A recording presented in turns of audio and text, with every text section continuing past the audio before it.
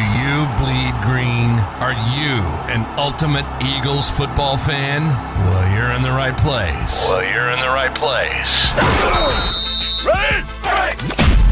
This is Birds 365, hosted by the new Mac and Mac, Jody McDonald and John McMullen.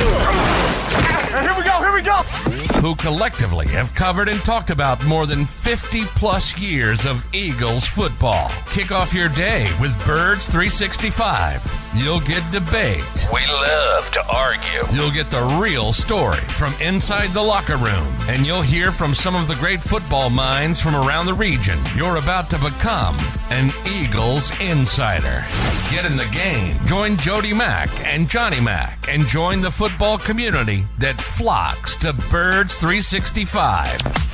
Birds 365 starts right now. Welcome to the NFL. Let's go! Let's go! Go!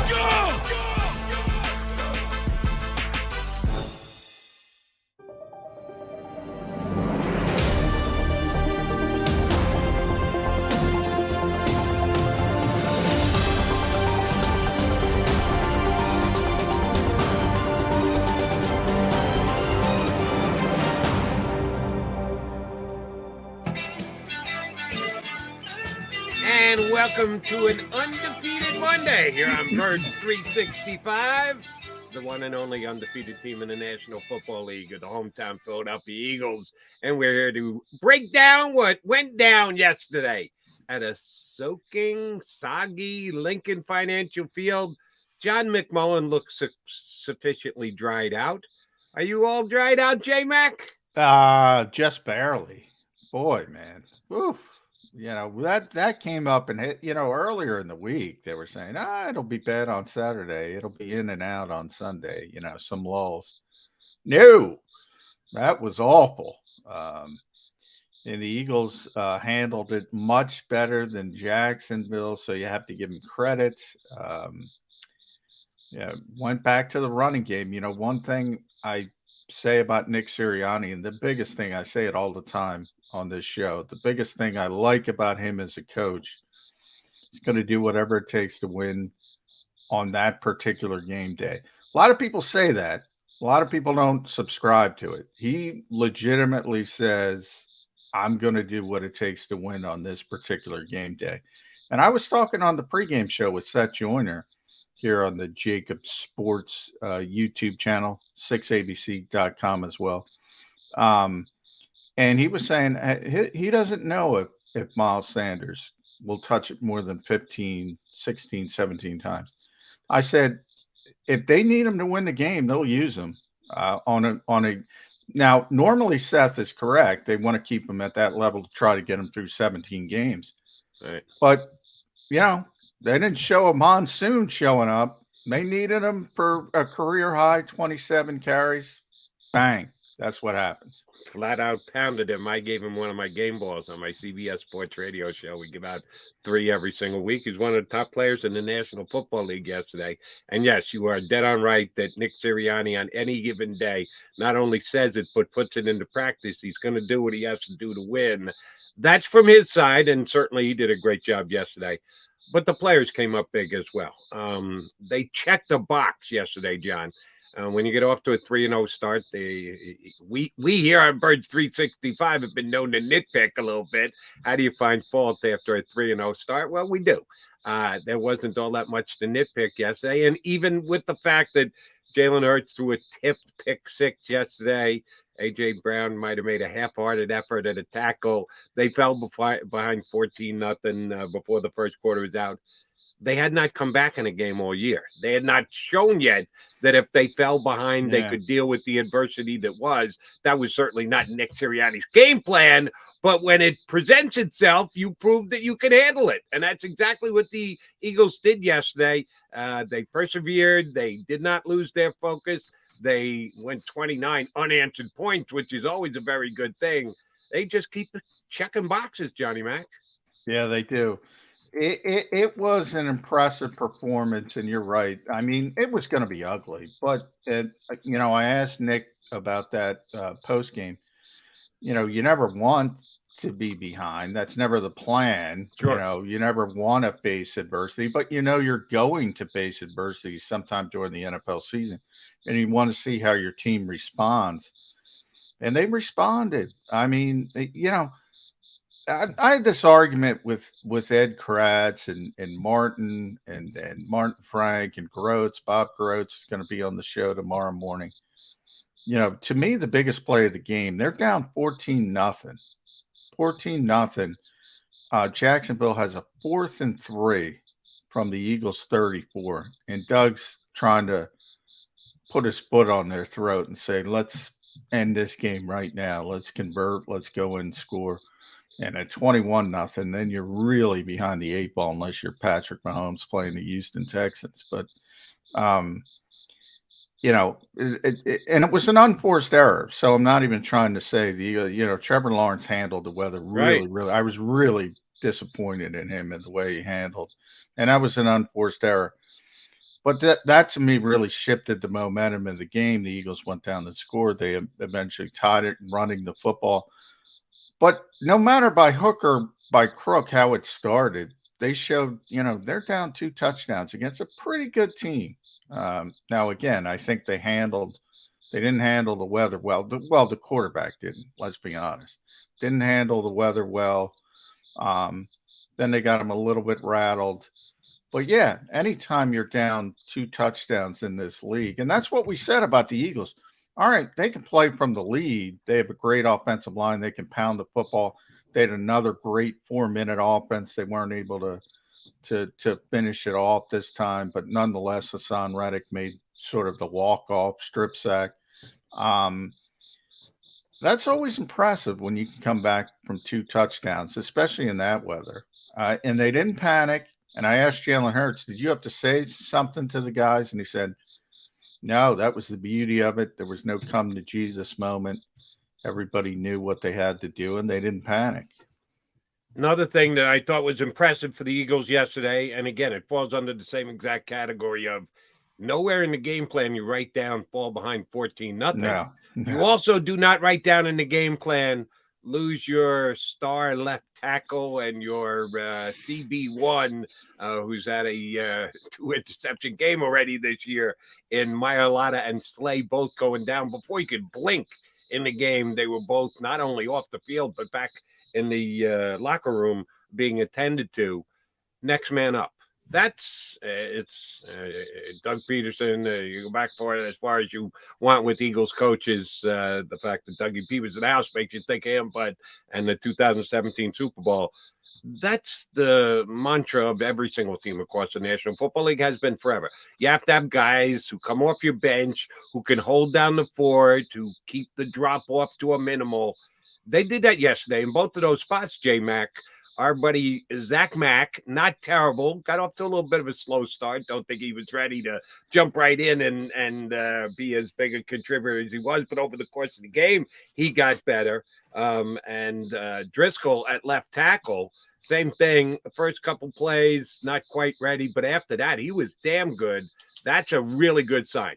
When you lose not only starters, but significant starters. You're talking about Mailata and Slay. You're not talking about your 18th or 19th out of your top 22 starters on offense and defense. You're talking about key guys, and the drop-off was not bad at all yesterday.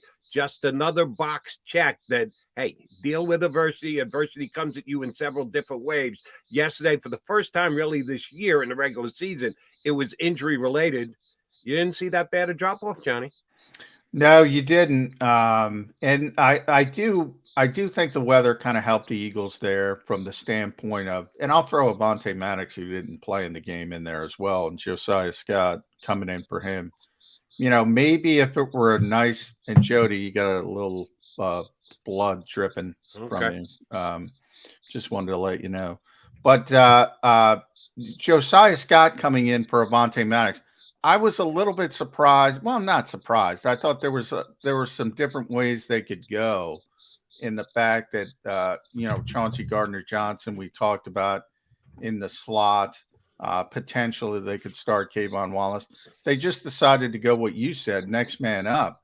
And they were able to, persevere. Now, I wonder if it were a nice day and they might have been able to take advantage of Scott out there. They might have been able to take advantage of Zach McPherson coming in so early in the game. But hey, it was what it was. And I think those guys really stepped up. And Jack Driscoll, especially, because I was concerned about that one. The guy never played left tackle. I mean, he's always been a right-handed player, right guard, right tackle. And remember, it's not only Jordan Mailata, Andre Dillard's out. So Andre would have been in that position. So you're essentially down to your third left tackle against a pretty good defense with some pretty good pass rushers. And he really held his own. And again, the weather helped a little bit, but so what? I mean, they're playing, everybody's playing in the same weather. And Hassan Reddick brought this up. Nobody was talking about the weather when we were down 14-0. Everybody's playing in the same weather. The Eagles handled it better. But I do think when it came to the next man up guys, the Driscolls, the Scotts, the Zach Max, I do think the weather helped a little bit to try to make it a little bit easier. And you hope, look, I mean, we got to watch. Slay seemed fine. That was weird. He had he only played, I think, 3 snaps. So it was the first series and he was out.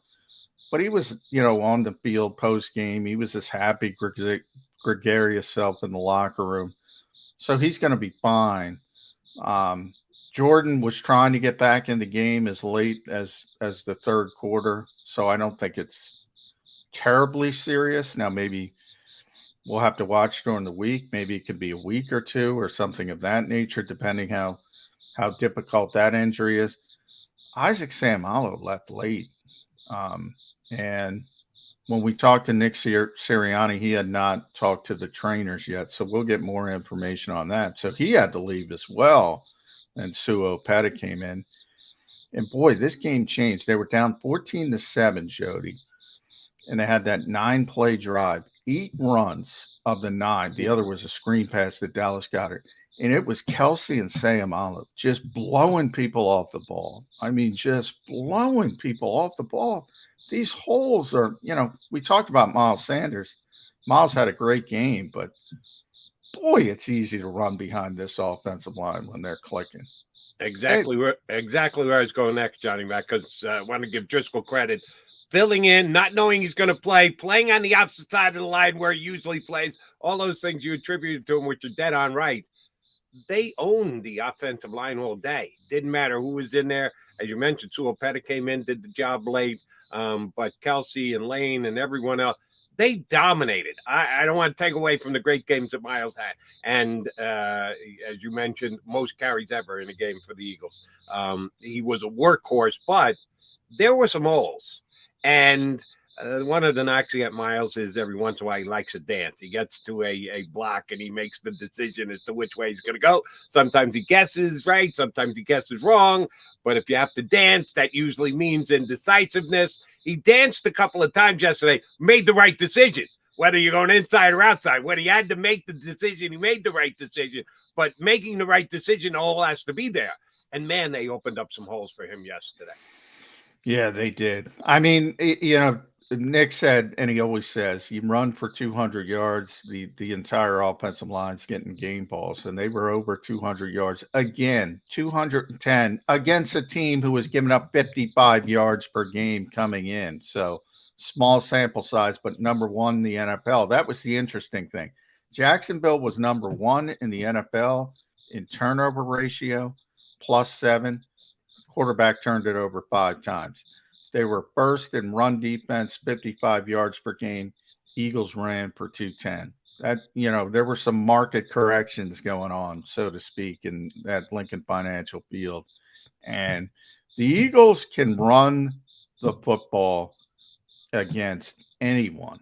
And this is coming off of the rare week when they struggled a little bit at Washington.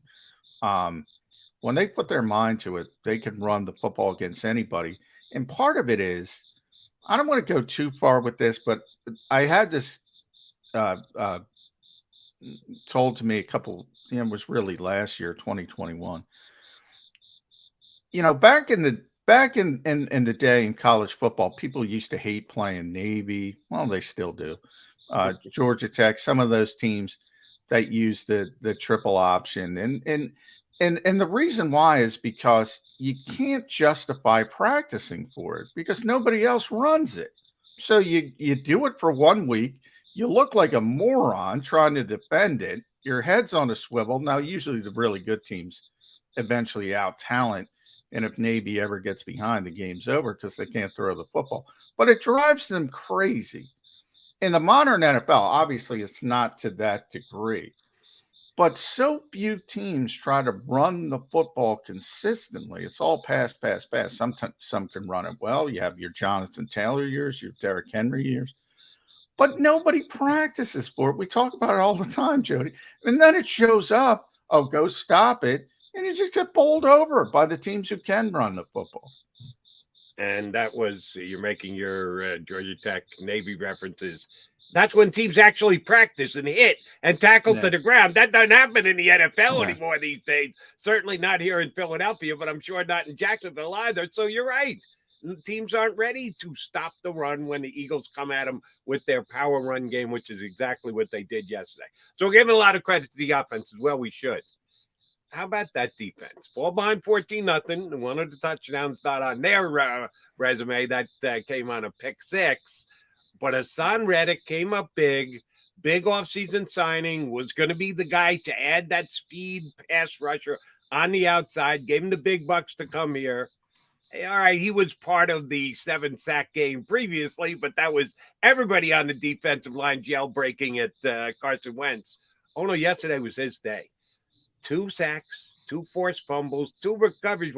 They just came up huge for them. We've been waiting kind of for the Hassan Reddick breakout day. They got it yesterday. They're going to be certain offensive linemen that just can't keep up with his speed, and that was the case yesterday against the Jaguars. Yeah, and it's Philadelphia, and after the first 2 games, Nick Sirianni was already getting the questions.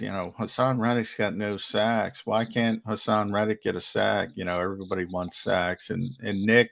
Everything's coming up. Nick Sirianni, he said they're coming. He's close, and bang, he gets 1.5 in Washington, and he gets 2. And you mentioned 2 strip sacks, 2 fumble recoveries. Javon Hargrave got 1 of the strip sacks, so he didn't get both strip sacks. He had 2 strip and 2 fumbles, so he had another fumble. It was on the Trevor Lawrence botch snap. Right. Yeah, he had himself a game. I keep saying, one of these weeks the Eagles aren't going to have a player of the week. Probably not this week because I haven't looked around the league, but Hassan Reddick might be the player of the week defensively. And Brandon Graham predicted that. Everything's coming up Eagles. So, he played a great game. He really rattled Trevor Lawrence, which we talked about, 5 turnovers for the quarterback. And it essentially had a walk-off because you remember the Eagles, that was weird. That was probably the weirdest Nick Sirianni decision, not to kick the gimme field goal, to put it out of reach. Now, the weather, Jake Elliott got banged up a little. Maybe he wouldn't talk about it. It was weird. I just thought it was a bad decision. Same here. And it was 29-21. And you're saying, oh, here we go. It's going to be really difficult for Jacksonville, but they had a chance. Oh, no. 10 seconds later, strip sack, game over because of Hassan Reddick. Yeah. Yeah, defense kind of bailed out their coach on that one because I was with you. I'm going, whoa. You got to kick the field goal here. You got to give yourself a 2-score lead. Yeah. It didn't come back to bite him in the butt. Nothing has in the first 4 weeks of this season, as the Eagles are the only undefeated team in the National Football League. You got Johnny Mack and Jody Mack, your Mac guys. We will add to the mix. Jeff Mosher will jump aboard next. Does a great job whenever he comes on with us here on Birds 365. He's up next. Stick around. Go to get your game on. Go for the beers. Go for the cheers. Go for the hit and the hits. Go for the stakes and the stakes. Go to get your parlay on. Go to get your party on. Go for the scene. Go for the screens. Go for the gallery. Go for the win. Go to Ocean. Visit theoceanac.com to plan your visit.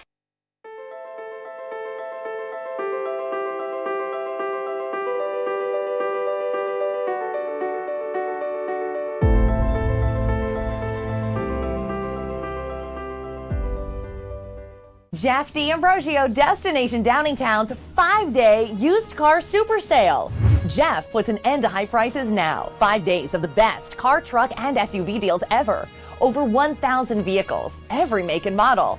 Stop overpaying. See Jeff today and get a quality car, truck, or SUV now. The 5-day used car super sale. Experience how easy it is to deal at Jeff's. Nobody treats you better. Nobody gives you more. Jeff D'Ambrosio, Destination Downingtown. GoJeffAuto.com.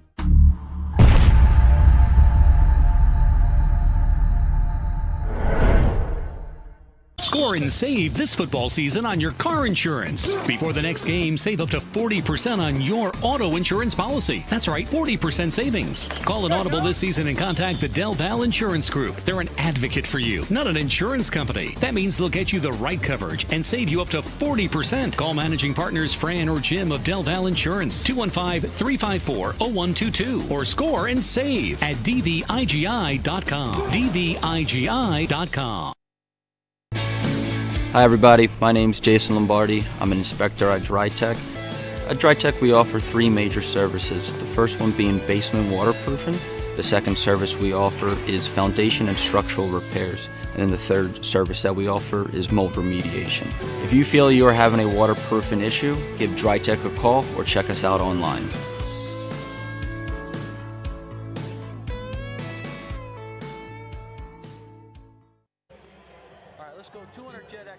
Over the last 17 years, we've built a reputation of growing award-winning teams across the country.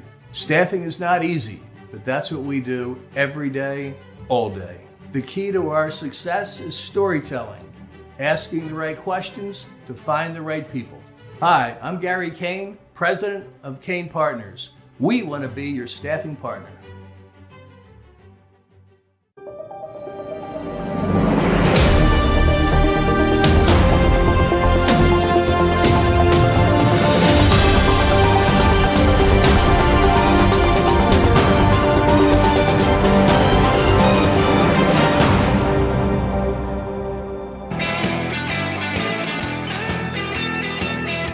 A Monday get-together on Birds 365 as the Philadelphia Eagles stay undefeated after taking care of the Jacksonville Jaguars in the rain, the slop, the mess that was Lincoln Financial Field.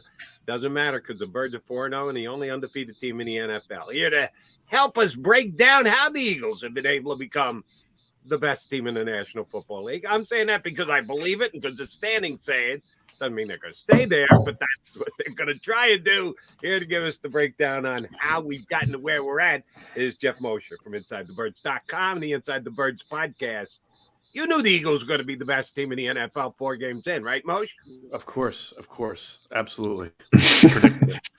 Yeah, we all predicted it, didn't we? Actually, Jody did. He bet on Eagles-Dolphins Super Bowl, so he's still he's in the mix. I'm impressed by that. Yeah, I didn't see this. Way to jinx it early, Jody. Nice job. Nonetheless, this has looked like the best team in the NFL, Jeff Mosher. What impressed you most about that? Is a difficult environment to play in, adversity, get down 14-0, 200 rushing yards against the best rushing defense, 5 turnovers against the team with the best turnover ratio. What impressed you the most about that effort? Yeah, you said it in there, Johnny, which was the 200 rushing yards against the best rushing defense, which is sort of a copycat to their victory last year over the New Orleans Saints, which was kind of considered one of their few signature victories of last year. Saints came in with the top-ranked rushing defense, and the Eagles carved it apart. And those numbers are actually, for once in maybe a year or since Jalen Hurts became the starter, those numbers are not inflated by Jalen Hurts' rushing. Yeah. He only had 38 yards on 19 carries. So if you take Jalen Hurts out of the mix, the running backs themselves actually had an even better day as far as a yards per carry average. And this was not a Jacksonville team that you could do that to. So when you when you sort of take a zoom out look, what really stands out about the Eagles to me is that, they're not a perfect team. There is no perfect team. They have flaws, but in a pinch, when things aren't going well, whether it's they're unstable offensively in the passing game or there's so much rain that it's making it difficult to play, they've got this fallback where they can just run the ball, and it's very, very difficult for even the best run teams to just stop them when they decide they're going to run the ball and run right at you. And you mentioned the running game about average yards per carry. How about Trey Sermon coming in? I know it's only 2 carries, but haven't seen the guy yet. Comes in, breaks off 2 good runs, keeps the chains moving. That tells you how good the Eagle offensive line yesterday was, because I think John McMullen could have gotten 4 yards. I don't know about that, but I probably could get I probably wouldn't lose yardage. I could fall forward. No, I mean, how about Trey? But really, how about Miles Sanders? I mean, how about the year that Miles Sanders is having? I think he's debunking a lot of the myths about him, that he's not a tough runner. He's always been a tough runner. I think he's always been a good inside runner. The myth is that he's a hole dancer. He's a guy who's so jittery. No, he's a guy who's had trouble following his blocks correctly and finding the right lanes, but he's never been like a scat back type. He's just, his thing has been durability. And so far this year, you saw yesterday, career high in both carries and yards. And of course, he's playing behind a great offensive line. But what separates him from any other running back that the Eagles have is that even if you spot him the 3 or 4 yards because of the line, as you saw in the 35-yard run, he has a second gear that nobody else on the Eagles has. Trey Sermon is not that kind of runner. Kenny Gainwell does not have that explosion, or at least if he does, we have not seen it yet. No. Kenny Gainwell is the most fascinating third down back I've ever seen. He actually doesn't catch the ball well, but runs really well between the tackles, which is the antithesis of a third down back. But that's a story for another time. Miles Sanders, if it's his last year, he's doing his best to get his contract, and the Eagles are doing their best to get as much mileage out of him as possible. It's going to be a difficult decision because Miles does have that chip on his shoulder. He is playing very well. I think, and by the way, all of a sudden, now that Miles is playing with some confidence and, he's kind of feeling it, starting to catch the football as well. And that has been an issue. And way back in the summer, Motion, you were at training camp a bunch, and, there was this narrative that Eagles fans say, hey, I hope Kenny Gainwell can. It's not close. Miles is the best running back on this team. Yeah. And I kept saying it and saying it and saying it. People are starting to see it. But, what impressed me most, and I was telling Jody this before you came on, Nick Sirianni. I was on with Seth Joyner on our pregame show and listened to Jeff on Inside the Birds podcast and his pregame show. I was telling Seth, the thing that impresses me most about Nick Sirianni is he'll do anything to win a particular game. So, Seth was saying they're going to run him 15, 16 times. That's it. And typically, I agree. They want to keep him ready for 17 games. That's optimal. But you're not expecting a monsoon on the first Sunday of October. He needed to run the football. He ran the football career high in carries for Miles Sanders, along with the yards. He does that consistently, Jeff. He does what he needs to do to win a particular football game. I'm very impressed by that. A lot of coaches don't do that. Do you see that as well? Yeah, I think it goes back to an even bigger part of he doesn't have the ego that a lot of head coaches have, especially young head coaches. I think a lot of times head coaches get hired and they think that they're hired for their play calling expertise. So they want to call plays, right? They want to show people why they were hired. Or in his case, because he came from the Frank Reich umbrella and Frank calls the plays, they want to show you that they can too, even though they didn't have a shot, right? So he did early on last year. Things weren't going well, and he had no problem taking a step back, handing the reins over to Shane Steichen and being the more quote-unquote CEO head coach. And I thought that was probably the first example we saw of a guy who is not out to prove to anybody anything other than wanting to win games and doing what it takes, like you just said, to win the game. So you're right. I would not have predicted, given the history of Miles Sanders and the lack of trust that they've showed in him in the past as far as being a high volume carrier and a fourth quarter carrier, that on a day like yesterday, with the wind and the rain and the elements being as bad as they are, and Jacksonville coming in with a hot defense, that yesterday would be the day that Nick Sirianni was going to trust Miles Sanders, right? Especially in the fourth quarter, but he did, because he had no reason at that point not to. So I agree with you. I think he does what it takes to win a game and does not put any extra thought onto how his decisions might look in the media or how he's going to have to rationalize and explain it. Moshe, I'm glad to have you on today because I appreciate your knowledge of the National Football League, because there was a play in yesterday's game I just didn't understand. Mm-hmm. The touchdown pass to A.J. Brown, it was taken off the board because Dallas Goedert stood where he was standing, and it was somehow an offensive pass interference. I've been watching National Football League a long time too, and I know the rules are ever changing. Could they not call that on every single play? Aren't there crossing routes in the National Football League where the offensive player comes into some kind of contact with a defender? Because that's all Dallas Goedert did, was he kind of brushed him. There wasn't an attempted pick or any kind of physicality to it. He just kind of stood there, and the defender ran into him, and they called it the offensive pass interference. Can you explain how they make that call in the NFL to me? So there's two things on that, Jody. One, I was watching the Chiefs game last night. They played the Bucs. I thought somebody, I can't remember which receiver, got nabbed for the same exact thing, where they called him for OPI, and he actually was trying to get out of the way of the opponent. Yeah, it happened, Moshe, real quick. It happened in the London game as well. In the early game. So they've been. I think it happened last year. I think it's a point of emphasis. Yeah, it is a point of emphasis. The Eagles, Jody, are guilty by reputation.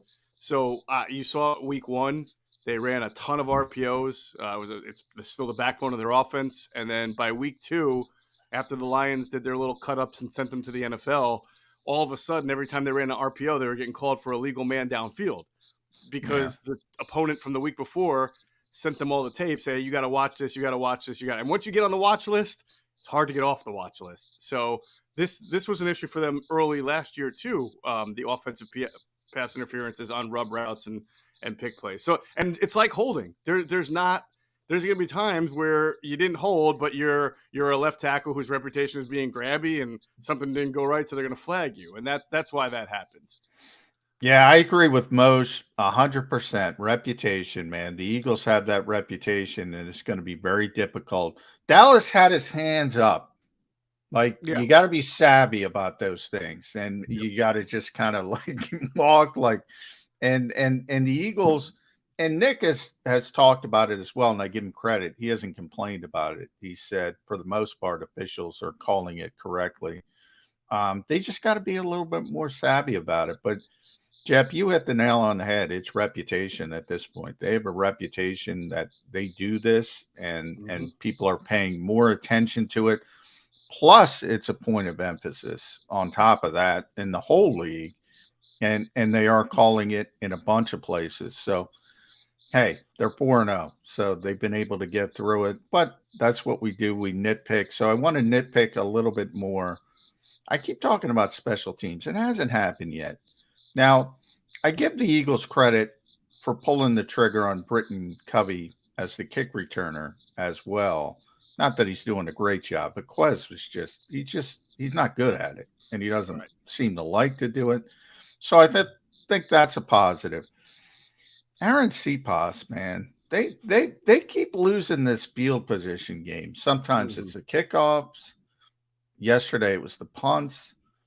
Eventually, that's going to bite him in the you-know-what, isn't it? If they keep losing this field position game. Well, I was thinking yesterday or last night after the game how so many people want to draw comparisons, obviously, to the 2017 team, as they talk about this team, whether it's the run game or the quarterback play.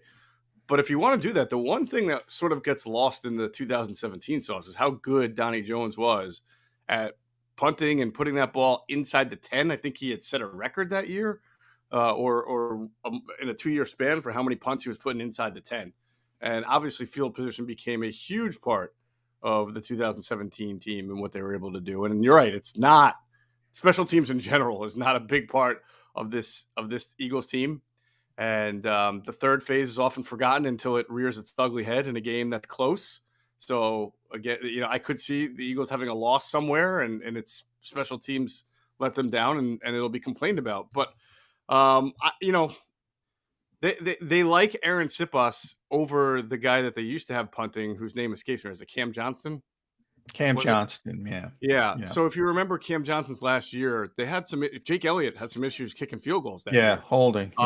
And what a lot of people didn't realize was that the whole process was not sound. It wasn't just Jake Elliott. They just felt that the process from snap to hold to kick wasn't good. And then as soon as Aaron Siposs became the punter starting last year, Jake Elliott's been a much more reliable kicker. So it's a difficult game to play here as far as, all right, we want to upgrade our punter and find something better than Siposs, but then they have to find somebody that they're really comfortable with being a better punter and a better holder. And if you're going to choose between one or the other or play the give and take, you'd rather make sure that your kicking game is solid. So if there's somebody out there, and they work out guys all the time, if there's someone out there that they feel can come in, be a better punter, and at least maintain the same level of holding the snap, then maybe they'll make that move. That's because I agree with you.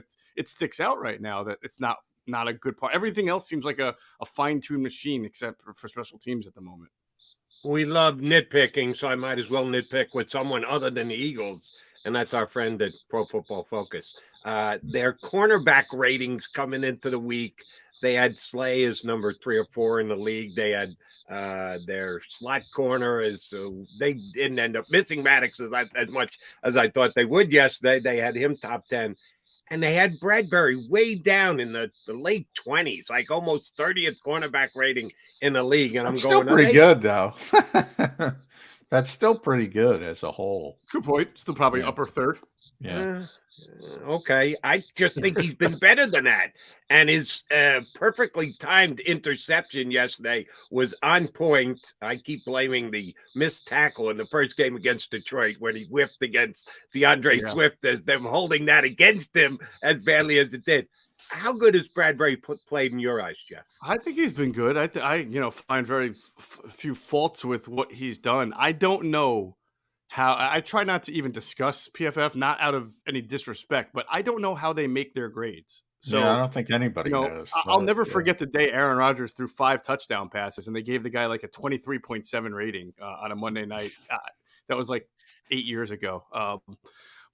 So I don't know how they do it. I just know that when I watch the Eagles defense, maybe it's sort of perhaps PFF takes in what you're being asked to do. And the Eagles are doing a lot of matchup zone, a lot of pattern matching, which is not easy, but it's sort of a way where you're kind of got your man for man until you pass him off to somebody else. So maybe that's graded differently than if you're sticking with your man 20, 30 yards downfield. I really don't know. But if there's some weakness there, then nobody's figured out how to attack it yet. Yeah. Speaking of Brett, he baited Trevor Lawrence on that throw. He knew exactly what was going on. One of the savviest zone corners in this league. He baited him and he took advantage of a young quarterback. But Moshe, I want to talk about the defense as a whole. Small samples. But they're getting larger. So the Eagles come in to this game as the 5th ranked defense in the NFL. They gave up 219 yards. So I don't know what it is, but it's going to be better than 5 this week. I think Eagles fans don't often look at context in the fact that it's very difficult to play defense in the modern NFL. You see teams going up and down the field. You see teams with 13 seconds left going down the field, winning football games. You leave 24 seconds on the clock. We talk about that London game again. New Orleans is able to go down the field. They almost get a 61-yard field goal, ends in a double doink. It is hard to play defense in this league. Why does Jonathan Gannon get so much criticism for having a top 5 defense? Last year, with the lack of talent, it was number 10. What more are people expecting? Yeah, I don't know. I actually felt like over the last 3 weeks, at least from an Inside the Bird standpoint, the emails we get, the feedback we get, has not been as much criticism of John Gannon in that time span. So we'll see. But I remember, you know this better than anyone, John. Like this the town of defense, right? This is the town of Buddy Ryan, who didn't win a playoff game, who is still a hero.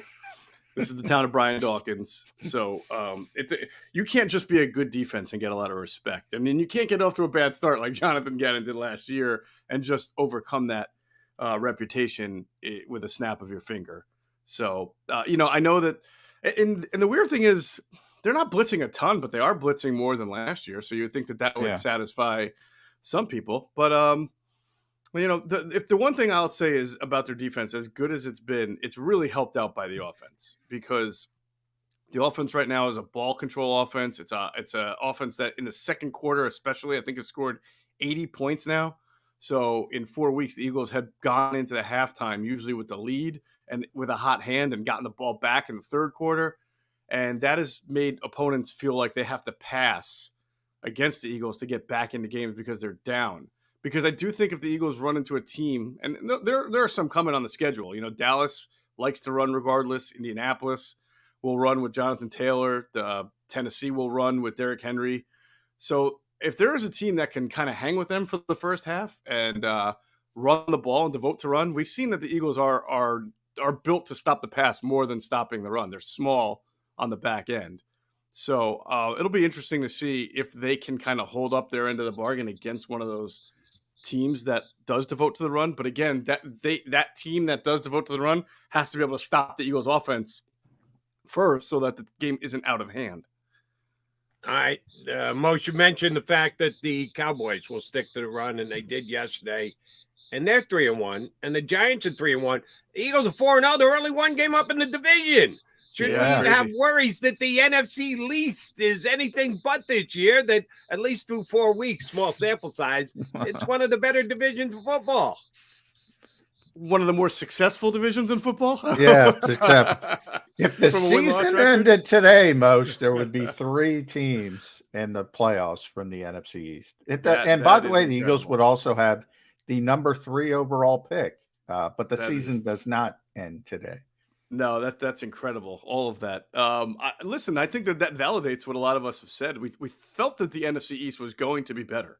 I think I even said it last time I was on with you guys. I thought it would not be the joke of the NFL anymore, and it's not. It's not great, but they obviously are not. It's not terrible, and some teams are getting better.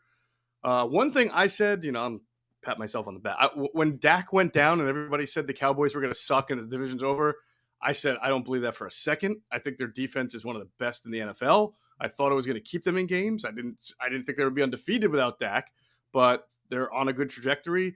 That game against the Eagles in a couple of weeks is going to be a really fantastic game, whether Dak plays or not, because their defense is legit and they can stop a running game. We've seen them do that. So I look forward to that. And I think Dallas will be in it until the end with the Eagles there. So that for the first time in a long time, I think that second game between the Cowboys and Eagles is going to be very, very meaningful for both teams. Yeah, Christmas Eve. Difficult spot for the Eagles, too, because that's in Dallas, and it's the third of 3 consecutive road games. So we talk about how easy this schedule is. That little sliver is not easy. That is a very difficult spot. A lot of Penn State. We'll get the Penn State love for Jeff Mosher. Miles Sanders first, Micah Parsons. Micah Parsons is just unblockable. I mean, that guy he's a beast. Is an unbelievable football player. So, yeah, the Cowboys and Cooper Rush, by the way, give him credit. Game manager, call him whatever you want. Guys winning football games. So, yeah, that's pretty impressive as well. As far as this Eagles team, now every week it's been, first it was Jalen Reagor. Well, not as much, Jalen, but, then it was Carson Wentz, Doug Peterson. Now we're in the Zach Ertz week at Arizona. We keep saying this Eagles team needs to be tested. They did, face adversity and persevered. That was sort of a theme yesterday, so that was a test. Now they go on the road against a good team, not a great team, and the Eagles are favored, and they should be. Is this finally the big test for this team? Arizona coming up? In the sense that it's a road game, it's a far road game, and they'll get a little dose of their own medicine because, Kyler Murray is the type of guy that can foil a game plan by doing things that Jalen Hurts does, which is, he can throw the ball well, he can run well, you can have the perfect blitz dialed up, he can beat it, you have the perfect coverage dialed up, he can extend the play, but he's also going to make a lot of mistakes, Kyler Murray. So talent for talent, I don't think that the Cardinals are as good of a 53 or even close to as good of a 53 as the Eagles are. But you're right, and I'm a big law of averages guy. Every time the Eagles win a game, they get closer to losing their first game. It's going to happen. They're not going undefeated this year. Dallas is up in 2 weeks. I don't know if they really get into the whole trap game mentality. But every time they win a game, the next week is a trap game because everybody's talking about, oh, they're winning. They should beat every team. So, Arizona can present some problems. I do think the Eagles are better. But, if they lose, will I be shocked? No, not at all. Eagles just have to hope that TJ Watt doesn't have to have his heart shocked again this week. JJ, that was crazy. That was a crazy story. And then he went out and played well for Arizona. I watched some of that game in the late window yesterday. All right, Moshe, you touched on it for a second. Again, I need you to explain something that I don't quite understand. Kudos to our guy, Dave Zangaro from NBC Sports. I saw him tweet this yesterday. The Eagles have scored 84 points in the second quarter alone in their 4 games so far this year. The next closest in the history of the National Football League points in the second quarter through 4 games is the 1941 Bears. You got to go back 80 years, and they only scored 71 points. So it's not like they had 1 more point than the all-time highest. No, they had 11 more points. Yeah. What the hell? How do you get so good in the second quarter? What does it mean, if anything? This one I can't help you with. I'm as sort of blown away by it as anybody else is. I tried to rationalize it like 2 weeks ago. Not necessarily the high scoring in the second quarter, but why they weren't scoring much in the second half. That Minnesota game, they drove down the field. They had a field goal block. That's not a lack of offense or taking the foot off the pedal. You just made a mistake. Then the Kenneth Gainwell interception. Again, they were driving the ball. They could have scored. That was a mistake. Then they went and played Washington, and just from watching tape, I think when you're up by that and you try to sort of run more and take some time off the clock, but you're doing that against Payne and Allen, 2 really good defensive tackles, gave them issues, and so it kind of sputtered their defense a little bit. I cannot explain why in the second quarter they come out like gangbusters all the time. They have this unbelievable ability to mix what they're doing. They've had some slow starts, and then all of a sudden it's like a light switch. They turn it on the second quarter. I can guarantee you this, though. That's not going to be how it is every single game for the rest of the year. So, but I'm not saying they have to do anything different. I just think it's like a strange sort of coincidence that is going to wind up evening itself out by the end of the year. At Jeff Mosher NFL, follow Jeff there on Twitter. Read him, InsideTheBirds.com. Listen to him, Inside the Birds podcast with our buddy Adam Kaplan as well. Last one for me. You mentioned sort of the Eagles' ability in the second quarter, the offensive. How close are we coming to Shane Steichen being the guy in the NFL coaching market in the offseason? Everybody talks about JG because he got 3 different interviews. Well, more than that, but 3 different teams interviewing him. All of a sudden, Shane Steichen, he's going to be the guy if this keeps going. So is it fair to say you got to take advantage of this coaching staff while you still have this coaching staff together? Yes. I think because the NFL's highly flawed coach selecting process, and it is flawed. Man, this sounds like I'm sorry. That sounds like I was about to diss Shane Steichen. I'm not. No. Shane Steichen has done a fantastic job, but I'm sure, John, you speak to people around the league like me and Adam do, and it's amazing how many times you mention play calls, play designs, and what the Eagles do, and the first name that comes up is Jeff Stoutland. Not Shane Steichen, not Nick Sirianni. I think he's too much typecast as just an offensive line coach who develops offensive linemen well, which he does. He's a victim of his success. But a lot of what they do schematically, Jeff Stoutland is a much bigger part than people realize. And why he would not be the first guy on that team, given that he's out there. Like, people know who Jeff Stoutland is. You can see his videos it's not like he's a quiet guy you never heard of. Why someone who has those leadership qualities, that football mind, that, Jeff, it's age. I know, because he's an offensive line coach. But it's also age too. Age is part of it. I mean, David Culley got hired by Texas. He was like almost 70. But you're right. It is, the league does trend toward young players. But why somebody wouldn't just say, I got to have Jeff Stoutland leading my team? I can't figure it out. But, the Eagles will just be happy with that. But yeah, Steichen probably will get more interviews than Jeff Stoutland. But that to me is the sort of the Wizard of Oz to their success. The guy that nobody really talks about. Well, the interesting thing about Stout to me, because I kind of, I don't think it's right as somebody with a gray beard. I think there's a little bit of ageism, but what amazes me, if you go back to Eugene Chung, who's not even in this league, or Roy, why don't people hire Jeff Stoutland's assistants? Mm-hmm. They still, if they're looking for a player, Taylor Lewan gets hurt, let's pick up Raven Clark.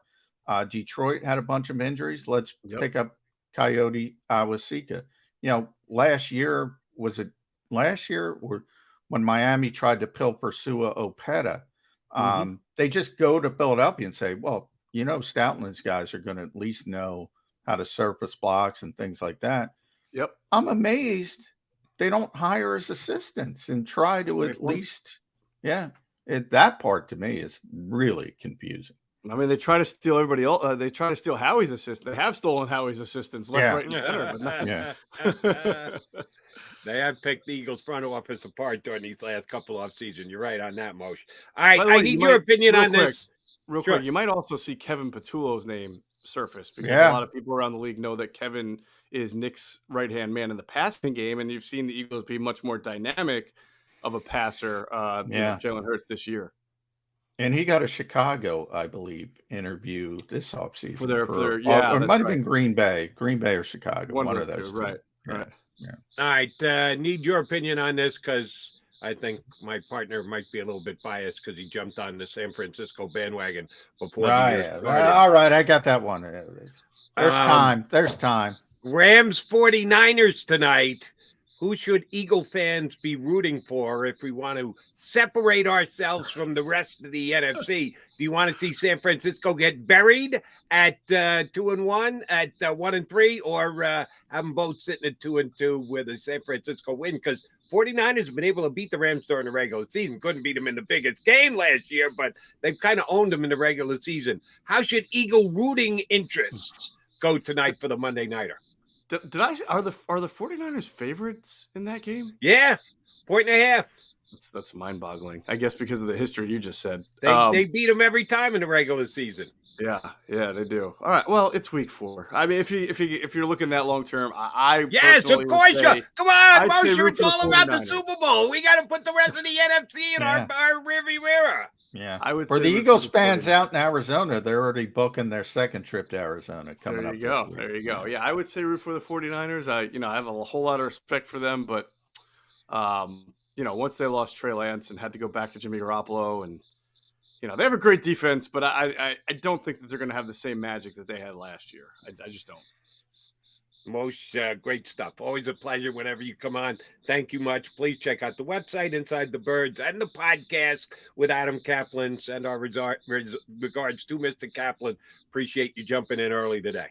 All right, fellas. Thanks for having me. Have a good one.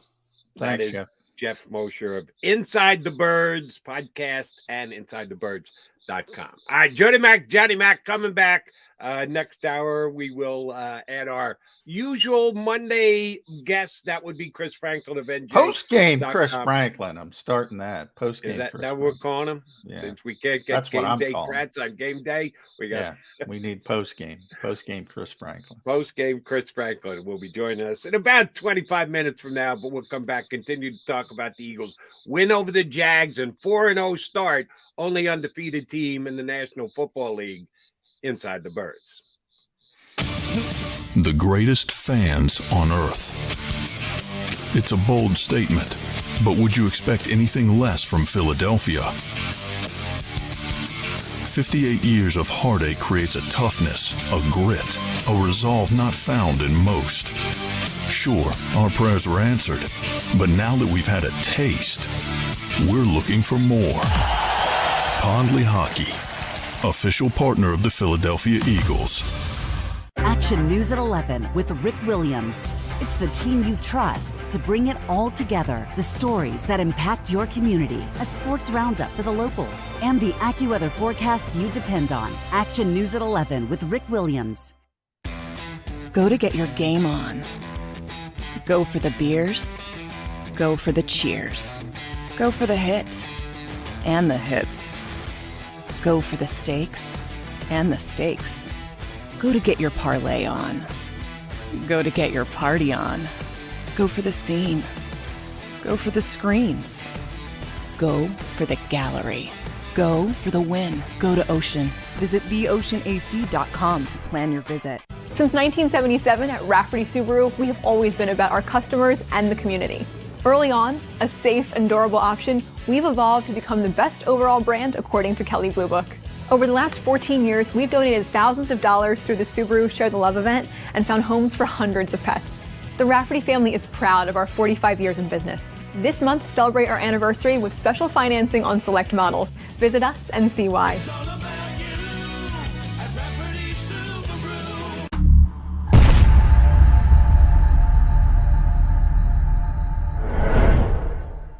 At Stateside Vodka, every new customer gets the world's best rocks glass. Free. What's that? A rocks glass? You're telling me that bottle is cut in half? You could say that. Holy shit. And you're telling me I can get one of these glasses for free? That's right. One free rocks glass per customer with each first-time purchase of Stateside Vodka. So good, it just disappears.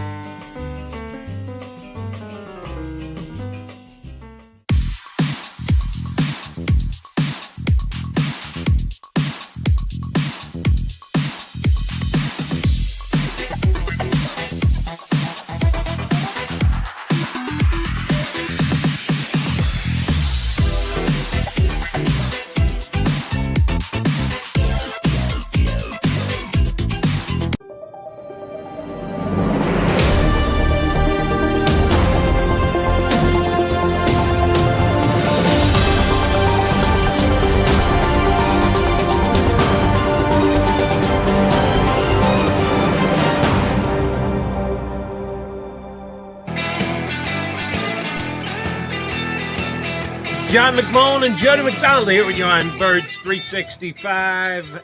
Day after the Eagles extend their winning streak. If you carry over last year, well, you got to add the Dallas Cowboy game in at the end of the year. They've been playing damn good football, save that playoff effort against the Tampa Bay Buccaneers for a long period of time. Only 4-0 team in the National Football League. John, I'll be honest, I wondered about this coming in. I wasn't real, oh my God, they're in trouble. But I just was intrigued by the fact that they were the only 3-0 team left in the National Football League after the Dolphins got beat on Thursday night. That maybe, just maybe, coming into this game, they'd be smelling themselves just a little bit. There was no sign of that yesterday, was there? No, well, I mean, they didn't get off to the best start. So I did think, there was a moment where people saying, uh-oh, maybe something's going on here. You're down 14-0. And then I mentioned that big 4th and 3 play where I don't know what Trevor Lawrence was thinking, but if they convert that, you're really up against it. So I think there was a moment, and Nick Sirianni talked about it. I was the one who asked him the question. It was like he admitted we haven't faced adversity. He said a little bit in Detroit, but we really haven't faced a lot of adversity. So that was the first time they got punched in the mouth, so to speak, and they recovered, and they recovered in a big way. I saw that fourth, they're 4-0 with over 400 offensive yards in each game, which has happened, I think, 4 times since 1970. So, I mean, they're playing at a high level, and they got 400 yesterday, just barely 401. But they got 401 on a day they shouldn't have gotten 401. I mean, you know, the conditions were horrible, especially to throw the football. And they were still able to get some things done in the passing game. We're not talking about that as much, but, you know, A.J. Brown had some big plays, and they were able to get some things done in the passing game as well. So, but man, when they want to run the football, they just and Jason Kelsey, you know, we all think this is his last season, but boy, if he's healthy and he's playing like this, I don't know why he would want to walk away. Here's the question I have for you about the comp of the Eagles' offenses compared to their defense. Right now, they're dynamite on both aspects of the game. You just gave out the numbers prior to the game. Top 5 defense, if you go by, and it's the standard across the league. I think you need to be a little bit more contextual than just average yards per game. Yeah, but I agree. Defense has been dynamite. Offense has been dynamite. Is there an in-team competition between the two sides of the football? Because sometimes that can be very productive. Yeah, I don't sense that. I do think the defense is getting fired up. They have those turnover T-shirts now, and they got to make a bunch more T-shirts. We've seen that at the college level with the turnover chains and things like that. And they're really, you know, circling like sharks at times. You know, I know I got the Jordan Davis questions today because I think he only played 17 snaps. Now, I think they only had 40. I got to look up those numbers real quick. The defense was only out there for 42 snaps, I believe. So, you know, 17 is what he's been normally playing from a percentage standpoint.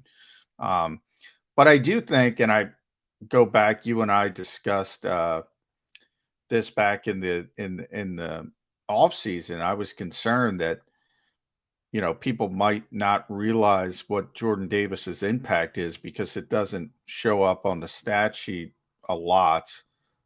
You saw the big stuff. You know, the reason they're getting all these sacks and Jonathan Gannon's blitzing a little bit more, and it was 47 snaps, 47, is because they're getting in second and long and third and longs. And that's because of that, you know, a lot of that is Jordan Davis in the run stuffing, not just Jordan, but he's a big part of it. And all of a sudden, I always say, if you're 3rd and 3, Jody, you're not, by and large, you're not going to blitz that much, especially when you're playing a veteran quarterback. Maybe that changes a little bit against Trevor Lawrence, but a veteran quarterback who's sound and savvy and they know what's coming, you know, you can blitz on 3rd and 3. It's not going to be successful that much. 3rd and 10, 3rd and 12, if you're behind the sticks, that's a whole different ball game. And that's what the Eagles are doing. And it's enabled them to be more aggressive in these situations. And they've been producing. And not just yesterday with the turnovers, but as a whole, I would imagine they're going to be number 1 in turnover ratio now after 4 weeks. They've had a ton of sacks. What more do people want? They're going to be top 5. I don't know. How much better contextually can you produce in the modern NFL than this defense is producing? Let me ask you about Jordan Davis, and you gave the amount of snaps. They were still a little short for me. And I readily admit, I'm sitting on my couch watching the game. I'm not down there. I'm not watching practice. I'm not an NFL coach, but he seems to be affecting the game on almost every single play that he's in there. Now, I get it. I thought Fletcher Cox, who I think ended up with like 1 combined tackle yesterday, didn't show up on the stats. Seemed to me like Fletcher was involved mightily yesterday and had a really good, solid game. He played a lot of snaps. They stuck with Hargrave and Fletcher for most of the game yesterday on the inside. But it seemed to me like Davis had maybe his best game so far. And again, he's not playing near as many snaps as either Hargrave or Cox. Is that the way it's going to stay all year? Yeah, Fletch and Javon continue to play the way they're playing. It's the same thing with Nakobe Dean. People ask the same question. Nakobe's not getting on the field if TJ Edwards and Kaiser White continue to play like TJ Edwards and Kaiser White are playing.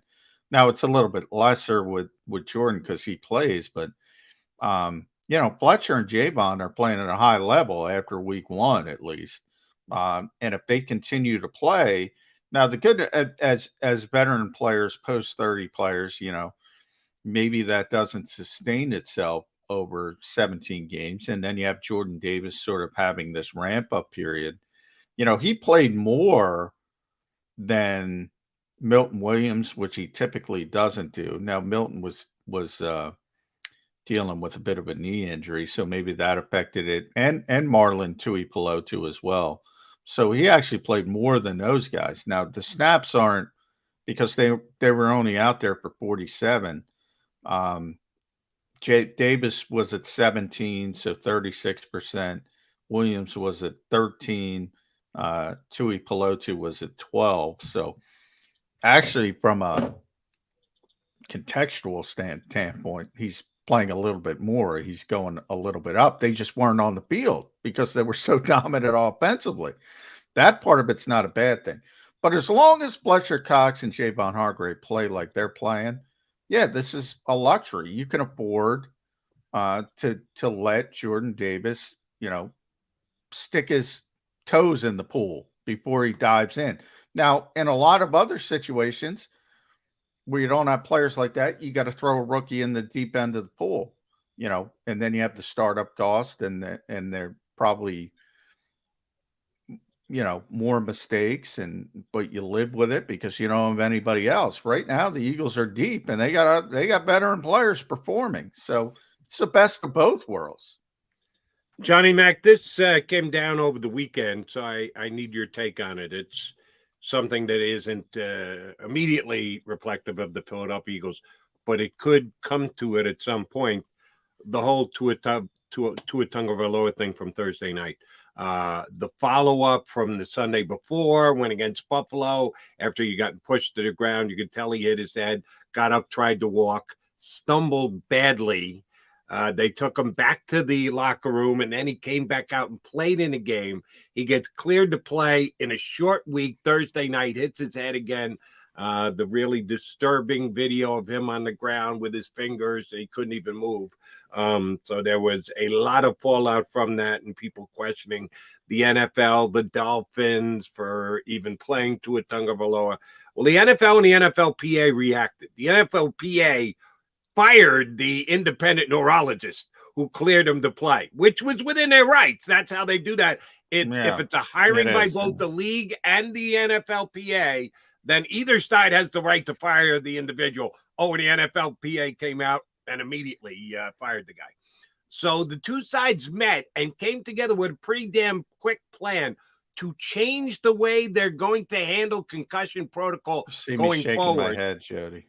Okay, let me at least explain it before I give you the chance to. I'm not shaking my head at you. I'm shaking my head at them. But go ahead. Sorry. The only thing I'll give them positively is the fact that they reacted quickly, and it is a reaction, not a proaction. That they are now going to have individuals who can judge while the game is ongoing if there is any kind of major mobility issue that a player gets up and is wobbly, that they can be designated for complete non-return. You're out. You're done for the day. Head to the locker room, even if you're completely fine, past any other concussion protocols they had in place previously. Guy is immediately told you can no longer play.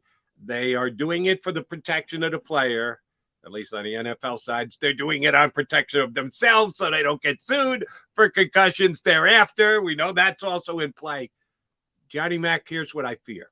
And just tell me that I'm way overreacting to this. We will start to hear complaints. Oh, yeah. From fans. Oh, yeah. That see a player get up and stumble and go, review him. Go to review. Get him out of the game. If it's the other team's star quarterback, I saw him. He took a misstep. He should be out of the game. He's got a potential concussion. Get him back to the locker room. While trying to close a loophole, I think they've opened a potential loophole that could be major issues down the road. Yeah, the NFL isn't bad at a lot of things, but they are really bad at unintended consequences. Really bad. Yeah, I mean, this is absurd. This is absurd the way they kowtow to social media. Look, what they essentially said, and I put this on Twitter, Jody, is, immediate Twitter reaction is more valuable than doctors, independent doctors. This is an absurd overreaction. Now, here's the problem with the Tua situation in the NFL, and it's not transparent. That's the problem. Now, if any of these morons on Twitter, and I'm going to say morons on Twitter, think they know more about concussions than doctors, than neurologists, I mean, if you have that kind of ego and hubris in your life to believe that you know more and you understand this better than these people, so the problem comes down with the transparency. You said Miami cleared. He was cleared. He was cleared by an independent neurologist. Independent, as you mentioned, the key word in that sentence. Yeah. So when you talk about, and Nick Sirianni defaults to this as well, he's not the expert. He's got to listen to his medical people. So if somebody's cleared, they're cleared. You play him, you don't play him, whatever. But they're cleared. And that was the case with Tua. Now you can sit there and play revisionist history as some rando saying, oh, I know more than this neurologist from North Carolina, or whoever the heck it was, who's independent. He's not on Miami. He's not trying to push things through. Evidently what happened was, and again, here's a problem, and I've been through this with Malcolm Jenkins, and Malcolm was very honest about this. When he pulled the Eagles to go back in the game and he had a concussion against New Orleans, first of all, most players want to play. Yep. And, Tua said it was a back issue. They went through all the impact testing.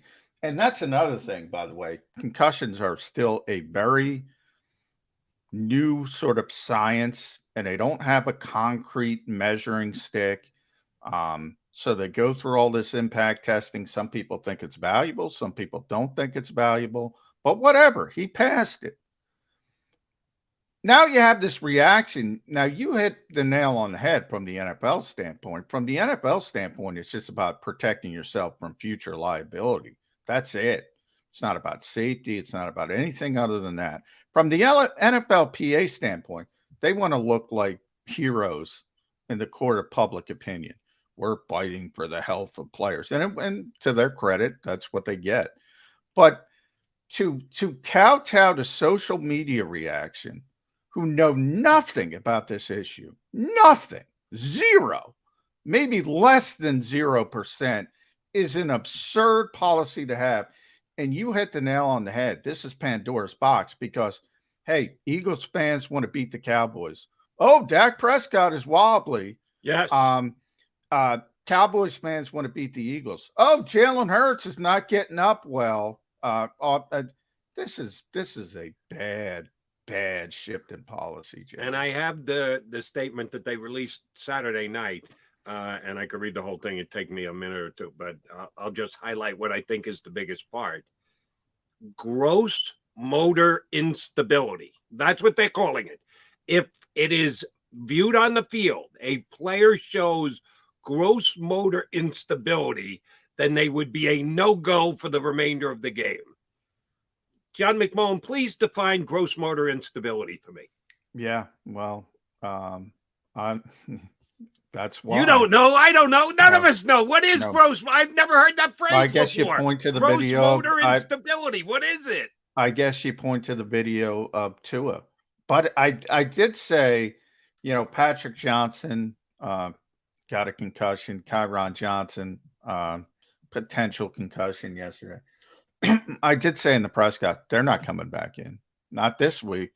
No. They're not getting cleared. No. Yeah. They're not getting cleared, period. And they didn't. You are 100% right about that. And I hope that I'm wrong. I hope that this was a step in the right direction and one that causes improvement in the way players are treated, and we don't have incidents like what happened with Tua Tagovailoa on the field on Thursday night, which was just tough to watch, tough to swallow. I hope it works out well for the NFL. Maybe I'm a naysayer. Jody. Here's the thing, and look, it was ugly, and I hope Tua was okay. He didn't have a concussion the first time. He did not have a concussion. As per their own test, as per their impact testing. He did not have a concussion. I think people get I've yet to see one person point that out. He did not have a diagnosed concussion coming into the Thursday game. And a couple other things from your Negative Nelly host. No one mentioned this, which I thought was very interesting. I kind of harped on this on my national show on Saturday night. He was taken immediately from the game to a Cincinnati hospital. Now, if you're looking for an independency here, what does a Cincinnati hospital care about Tua Tagovailoa? As a matter of fact, if anything, they'd like to keep him at the hospital longer, just in case the game goes into overtime, so he can't go back and play.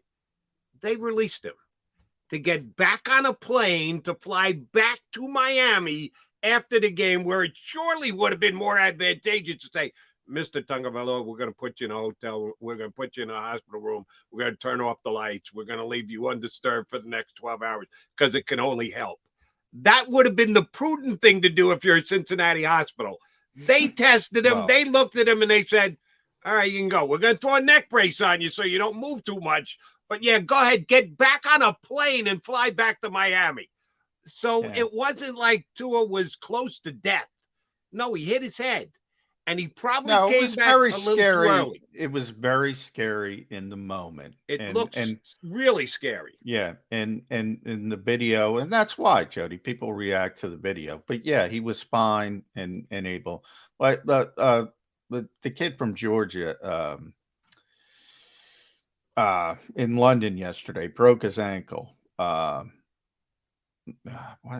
Lewisine broke his ankle, the first round pick. He wasn't able to leave London because he's got to get an operation. They keep you in the hospital if you need to stay in the hospital. But everything is so political in our country, and concussions have become this political football. It's bizarre. It's absurd.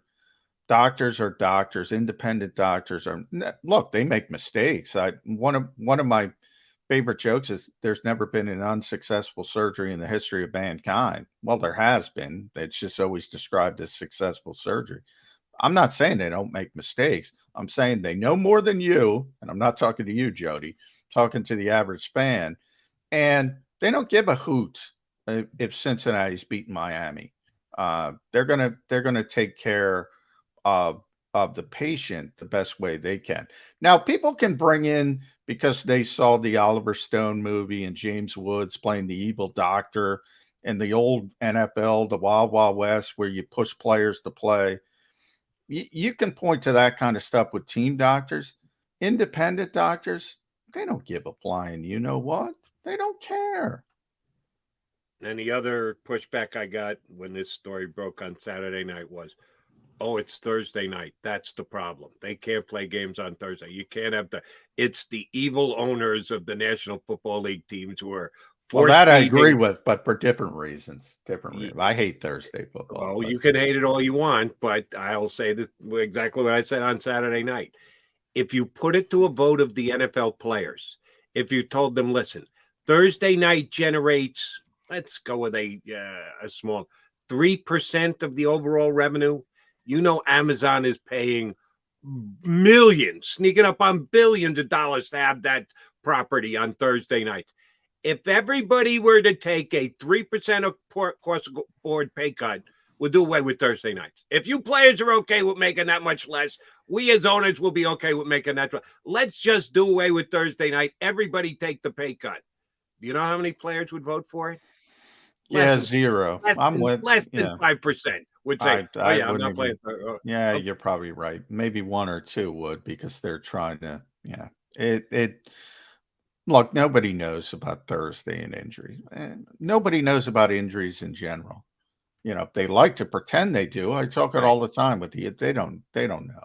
And then, Tua didn't get a concussion because he was playing on Thursday night. And anybody who says they know that, they slam their, it's because he didn't have that 2 extra days. Come on. You Stop. got no idea whatsoever. Agreed. Johnny Mac, Jody Mac, your Mac and Mac guys. We appreciate everybody who streamed in today. Well over 500 people tuned in. Do us a favor, hit that like button.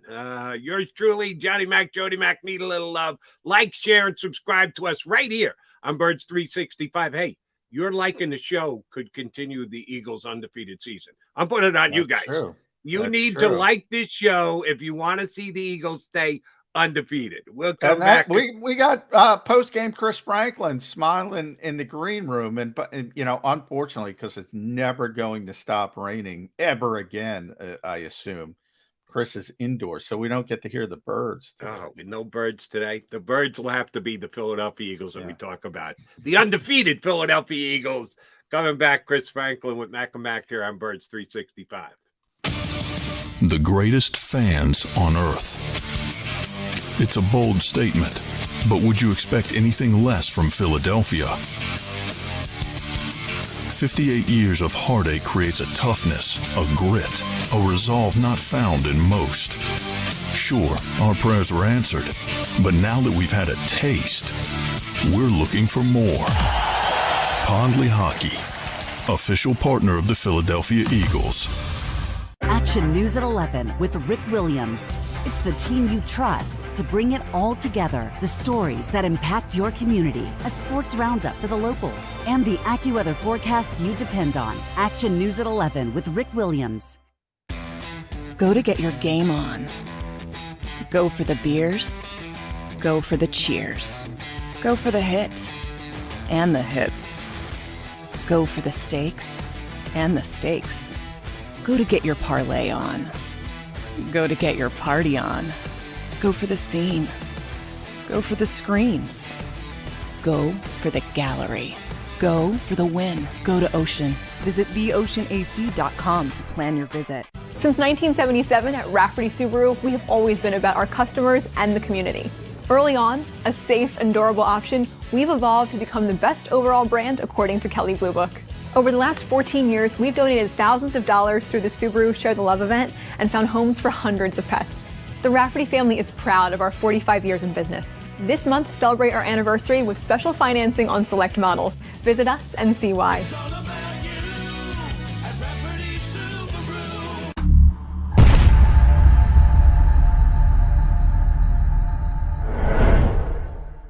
At Stateside Vodka, every new customer gets the world's best rocks glass.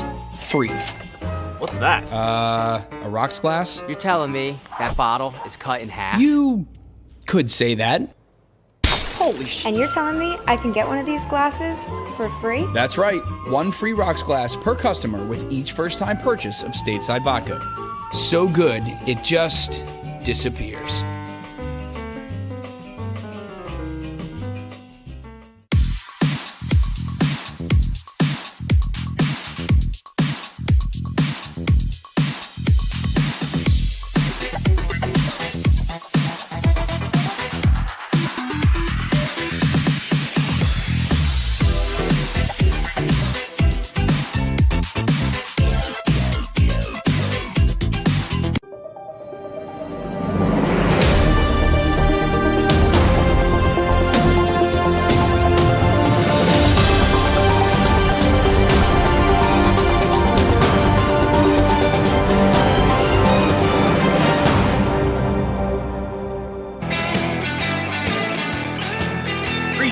Streaming on in here on Birds 365. McMullen and McDonald here to talk about the 4-0 Philadelphia Eagles. And to lend a helping hand from NJ.com is day after Chris Franklin. Day after another victory, Chris Franklin.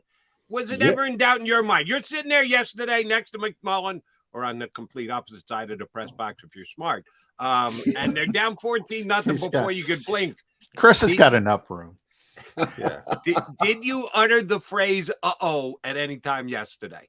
I'll be completely honest. I actually started writing my "Who's to Blame" for the loss after it was 14-0 head start. Yeah. I really thought I started like 14-0, and this offense couldn't get going, defense going. Yeah, this might as well get started. But yeah, thankfully I had to tear it up for Eagles' sake. I had to tear it up and go for something different.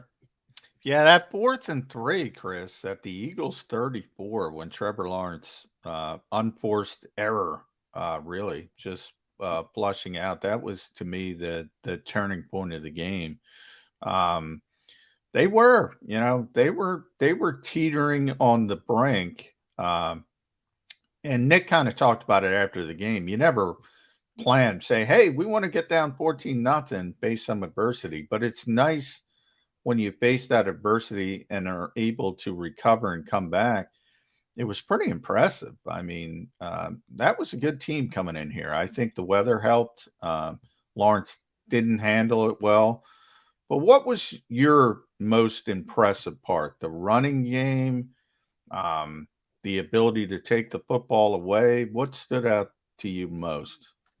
I think for me it was Hassan Reddick, because over his time, you saw him getting closer. Like after the first 2 weeks, you're saying like, okay, you're waiting for the sacks to come. You're waiting to see him get those hits and be that guy that they signed in the offseason. And to see the performance that he put together yesterday, I mean, getting the strip sacks, getting consistent pressure on Trevor Lawrence, and basically impacting the game. And I look at that and I'm sitting there thinking like, okay, you know what? You have him going now. You got the interior defensive line, Fletcher Cox, Javon Hargrave, and Jordan Davis. Now all of a sudden he's getting pressed now. He's opening up opportunities for everybody else, and it could really spur this defense. I thought something that was impressive, Chris, and feel free if I'm overstating it to shoot me down. I think the Eagles have one of the best 3-man corner groups in the National Football League. I'll comp them with anyone when you add in the slot corner position. They're down 2 out of their 3 guys before you could blink yesterday. Maddox doesn't even play. Slay is done early. So you're really testing your depth by going there. I thought they held up just fine. Yeah, I know Lawrence made a couple of plays early on, but then they reel off as many unanswered points as they did. That's the defense getting its job done. Certainly up front with getting pressure on the quarterback, but the Bradbury interception, the overall coverage, I thought the Eagles secondary having to deal with the adversity they did was as impressive as any group in the Eagles locker room yesterday. And when you look at the guys who came up big at times, there are guys there were questions about. I mean, you look at Marcus Epps, the way he was getting some pass defending, playing tight coverage. Chauncey Gardner-Johnson looks like he's starting to get a little bit better when it comes to getting acclimated to the system, and he's starting to – you see the calls are being made. He's playing a lot of snaps now. I think he was tied for like the most snaps as well too on the Eagles again. So you see those guys. And then the fact you had Bradbury, the guy that you're starting to wonder – he came from Giants. Everybody knew he was a good corner a couple of years ago, but you don't know, like, okay, like, is there – the Giants, I know the Giants have cap issues, but why aren't they letting this guy go? And I thought it was funny yesterday. We were standing around his locker, and you hear Darius Slay. We were talking, ask questions. He goes, "You guys are asking the wrong questions." And I was like, "What's the question?" That how the Giants let this guy go? Let this guy go. Like, you sitting there looking like he's got the good anticipation. He plays well on his own. And then Avonte Maddox is almost like the forgotten guy in that when you look at that trio because he was playing well. I think he was PFF before last week had him as a 10th, I think it's 10th, 8th or 10th. Highest graded cornerback in the league in coverage. So you look at his trio, it's like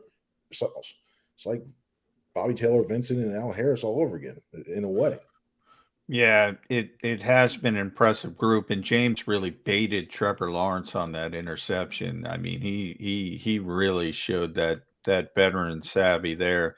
I do want to talk about the injuries, though. The one thing, I mean, they got pretty banged up, and it started with Slay 3 plays in. Now, he seemed, as you mentioned, his gregarious self after the game. I don't think it's too serious because he was certainly not acting like somebody's going to miss significant time.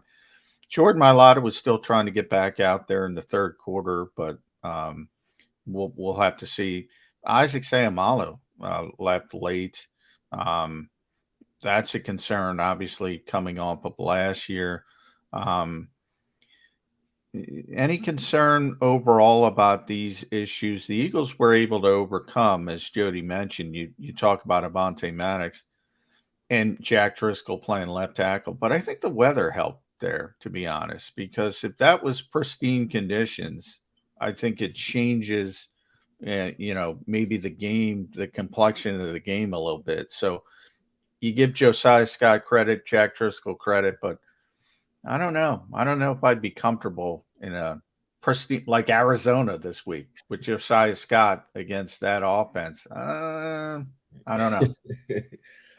I think it might be. Hopefully, I think if I had to guess and speculate, I think you may have Maddox back. You may, and it's going to be probably up to game time. So if you don't, I think yesterday definitely the rain definitely helps, especially when you're offense. You know where you're going, and defense defense has to go and readjust. So I think that helped out a lot. I'm really concerned about Mailata, especially with a shoulder like that for a guy who has to continually push out his hands and get a block and take all that impact on that. And I'm really now all of a sudden now you're starting to look at see how well Dillard is progressing now, because you may have to lean on him eventually if it's a long-term thing and reactivate him off the IR. So I'm looking at, and the other one, Jake Elliott. You wonder how curious that is, because I mean, granted, he missed the extra point when it was windy in those conditions, but overall he's a really reliable kicker. And we see how important kicking is in this league. So I'm fairly concerned. It's going to be a long injury list on Wednesday. How much do you think the Elliott injury factored into Sirianni's decision to go for it after he had missed the PAT and after he had taken the hit? He did put him back out there to kick another field goal after he took points off the board. So he showed confidence, but then the decision later, I said, does the way he's viewing his kicker right now have to do with this decision to go for it on fourth down, which didn't work? How much do you think Sirianni factored that into that call? I wouldn't be surprised if it was in the back of his mind, because it could have been one of those things where, you get the hit and you're feeling it's like, oh, okay, I'm fine. Then it was that cold and rainy weather started setting in. It's like, maybe I can't get the lift off the ground when it comes to that too. So I wouldn't be surprised if that had something to do with it.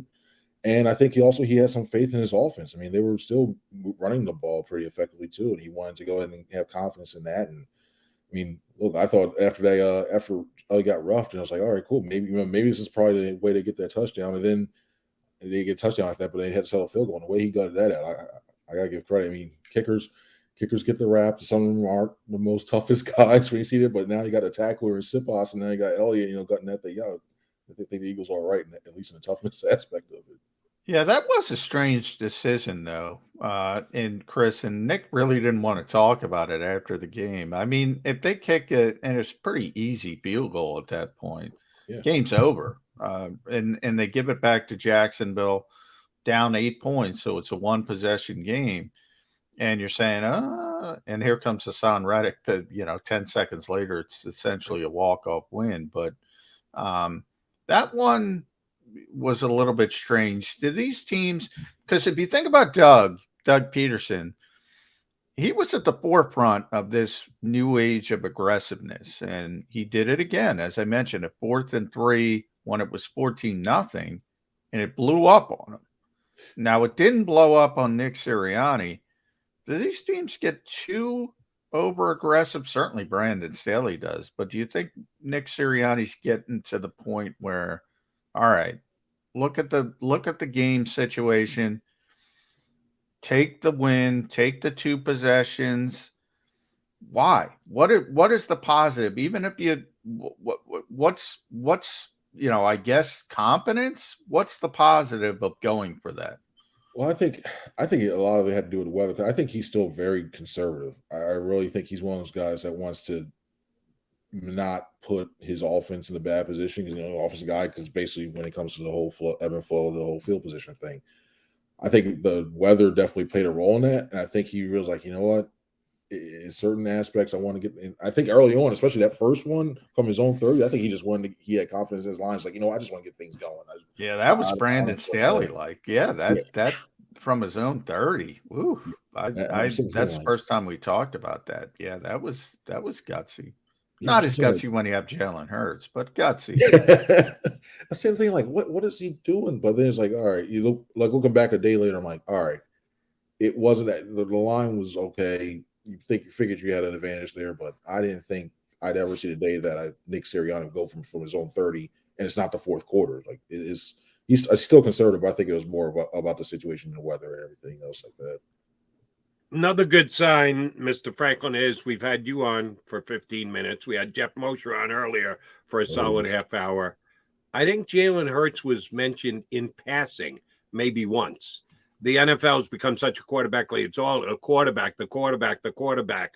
Well, the quarterback's been very good for the first 3 weeks here in Philadelphia. He wasn't great yesterday, but he throws the early pick six, and things could have gone sideways for him in the offense. And his narrow focus and his ability to stay in the moment, I think, was a major contributor yesterday. Even if he just handed the ball off to Miles and they're opening up huge lines in front of him, he's still the guy that ran the ship. And I think he showed you a little something yesterday by not allowing the team to continue to slide after the bad start on the pick six.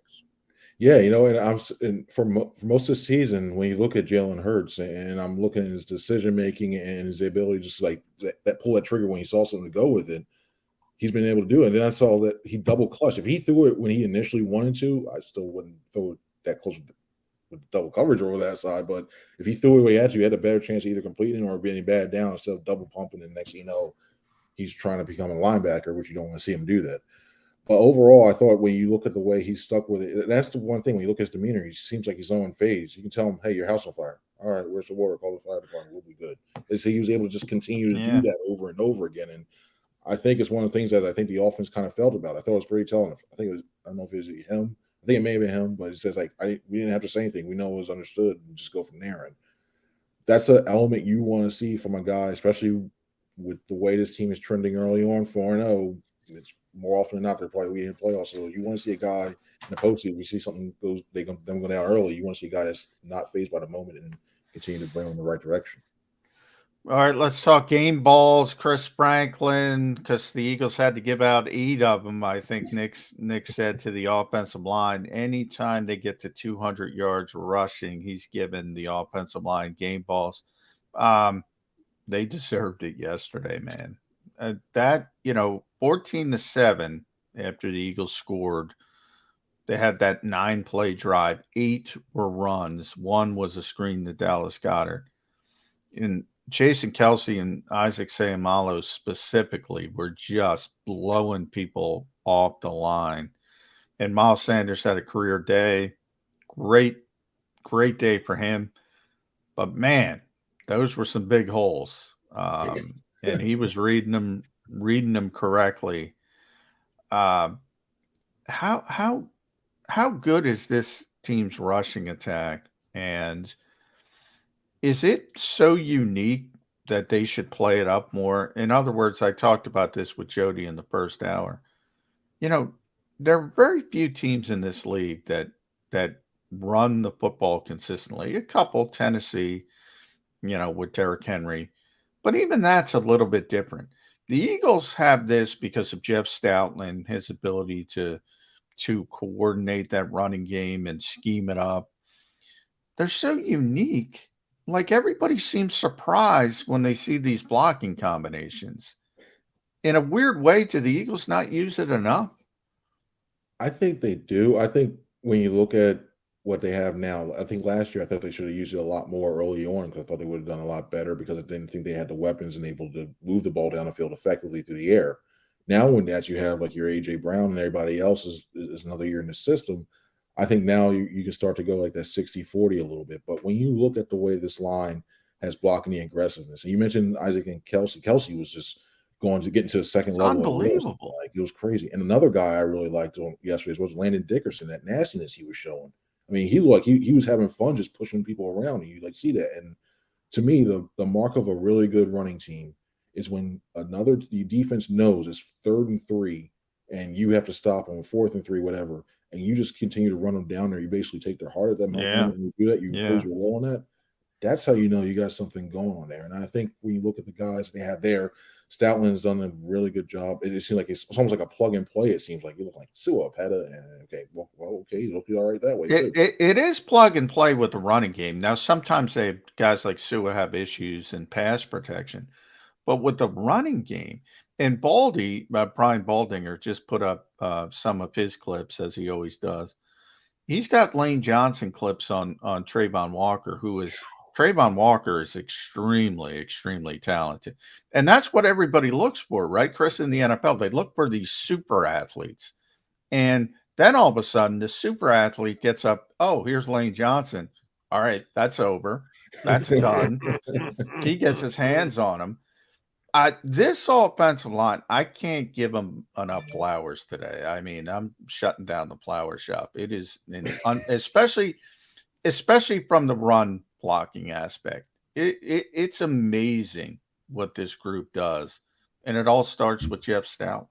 Yeah, and you see the little tweaks they do in and out every week. I mean, you'll see a little like the little fold block where you'll see the pulls that come out of nowhere, and I'm sitting just looking like, all right, if I'm of a defensive line coach for another team, like, okay, most teams you can tell, like, okay, here's outside zone. We know this guy's going here and then he's moving up to this way. But there's little wrinkles that they've incorporated along the way, even when it comes down to little splits. You see the little things like, oh, I can tell this way. He's 2 feet. He's actually right. I can tell this is going on inside. Wait.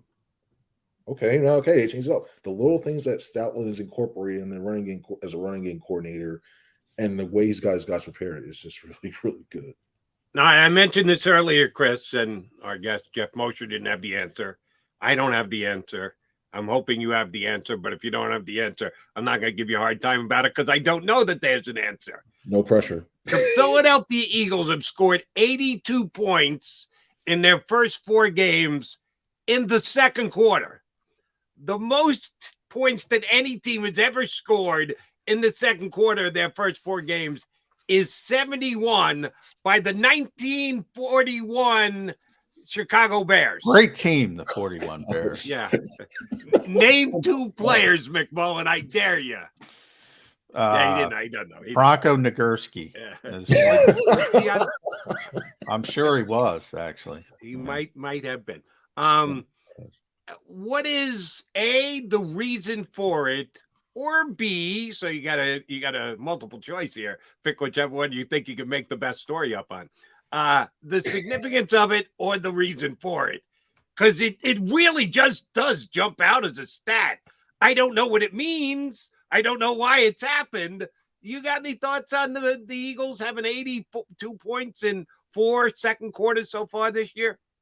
I don't know what's in their game day smoothies that seems to wait for 1 quarter and then all of a sudden kick in. The game day smoothies doesn't kick in until the second quarter. I don't know what, I can't put my finger on it. I mean, if anything, it's almost like they almost overcorrect when it comes to their game plan. It's like I think that you look at, let's say, like, oh well, we're going to try to put all these points here. Well, that's not working. All right, go to this, and this, and then like the answers right away. And next thing you know, they're scoring at will. It seems like.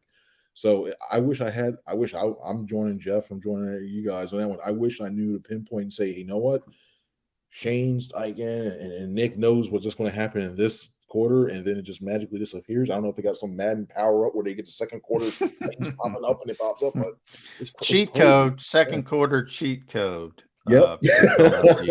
They paid all that money just to get the little things, and they're like, okay, we can coach from here on out. All right, Chris, we have reached the nitpicking portion of the program. So I got a nitpick. I gotta point out some things. And one thing I want to point out is, again, the Eagles get caught for, this time it was offensive pass interference, taking an A.J. Brown. Now, everyone says, that's not a penalty. That's not a penalty. Well, for the Eagles, it is, because A, it's a point of emphasis, and B, they have this reputation, so everybody's looking for it.